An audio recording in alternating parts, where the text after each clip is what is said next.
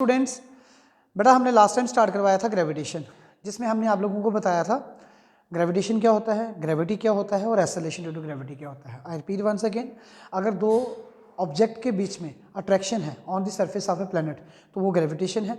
और ग्रेविटी में क्या है, अगर हमारे पास एक ऑब्जेक्ट है और एक प्लैनेट है, प्लैनेट क्या करेगा, ऑब्जेक्ट को अपनी तरफ अट्रैक्ट करेगा विद अ फोर्स, ठीक है, फोर्स ऑफ अट्रैक्शन होगी, तो उसको हम क्या कहेंगे, जैसे हम कह सकते हैं force of attraction between a planet and an object, तो इसे हम ग्रेविटी कहेंगे।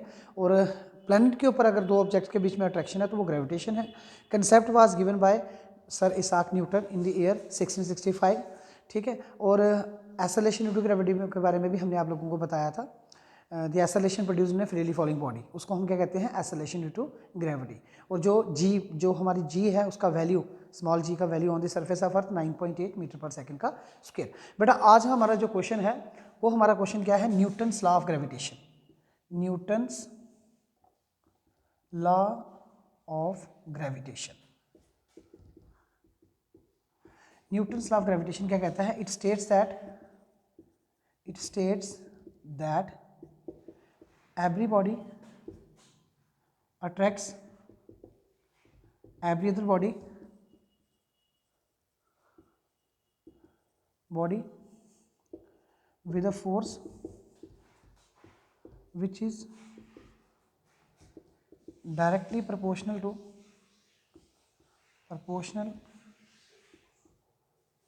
the product of the masses and inversely proportional to the square of distance between them, square of the distance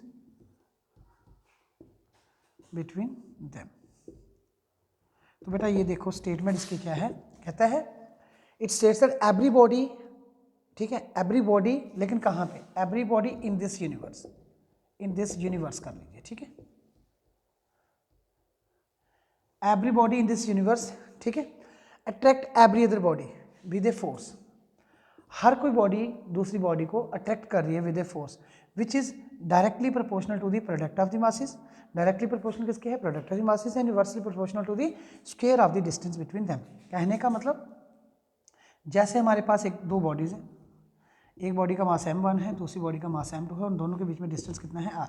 obviously ये इसको अट्रैक्ट करेगी, ये इसको attract करेगी, यहाँ पे कोई ना कोई फोर्सेस होंगी, ठीक है। तो ये हम बताएंगे आपको जब Newton law of gravitation in vector form में करवाएंगे, तो बताएंगे कि ये F12 है, फोर्स 1 एक्सर्ट कर रही है, फोर्स ऑन, ठीक है, 1 है 2 की वजह से, और ये होगा हमारा F21, ये बताएंगे वेक्टर कंडीशन में जब आपको बताएंगे। तो हमारे पास दो बॉडीज़ हैं, एक बॉडी A है, एक बॉडी B है। बॉडी A का मास m1 है, बॉडी B का मास m2 है, दोनों के बीच में सेपरेशन कितनी है, r की है, ठीक है।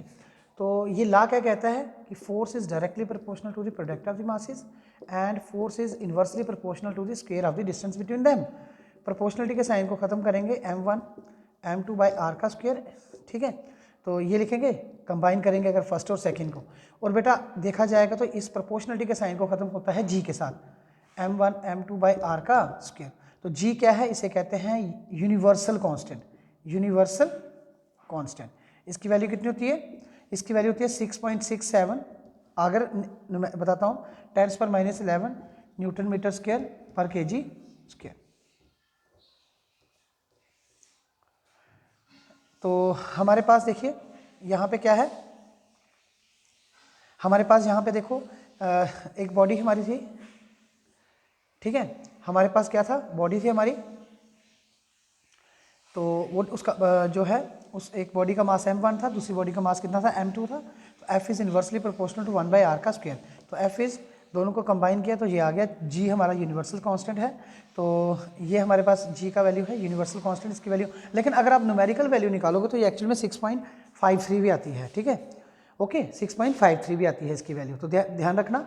तो ये आप लोगों ने बताया न्यूटन लॉ ऑफ ग्रेविटेशन। अब न्यूटन लॉ ऑफ ग्रेविटेशन में बेटा एक बात का और ध्यान रखना, कभी कभी वो बोल देते हैं कि भाई डिफाइन कर दो यूनिवर्सल कांस्टेंट जी को, तो आपने कहना भाई एफ क्या था, जी m1 m2 बाई r का स्क्वायर। तो अगर आप यहाँ से यूनिट भी निकालना चाहते हो तो निकाल सकते हो। देखिए कैसे, ये चेक करिए। तो यहाँ पे अगर यूनिट निकालनी है, देखिए जी कितना आ जाएगा, F R square by m1 m2। ये देखो एफ का न्यूटन, डिस्टेंस का मीटर स्क्वेयर, नीचे मास का केजी है ना, तो न्यूटन मीटर स्क्वेयर पर केजी का स्क्वेयर, इसलिए बेटा ये यूनिट लगी। यूनिट निकालने के लिए पूछा जा सकता है।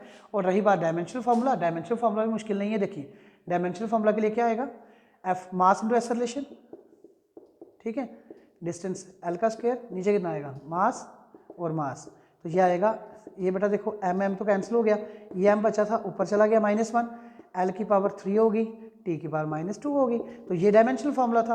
तो ये डायमेंशनल फार्मूला था फॉर जी, और ये हमने यूनिट निकाल दी जो इसमें इंप्लीमेंट हुई, और इसकी वैल्यू होती है 6.67 × 10⁻11 होती है। लेकिन अगर आप न्यूमेरिकल वैल्यू निकालो तो वो 6.53 भी आती है। तो ये था बेटा हमारा आज का lecture on the basis of gravitation. Thank you very much.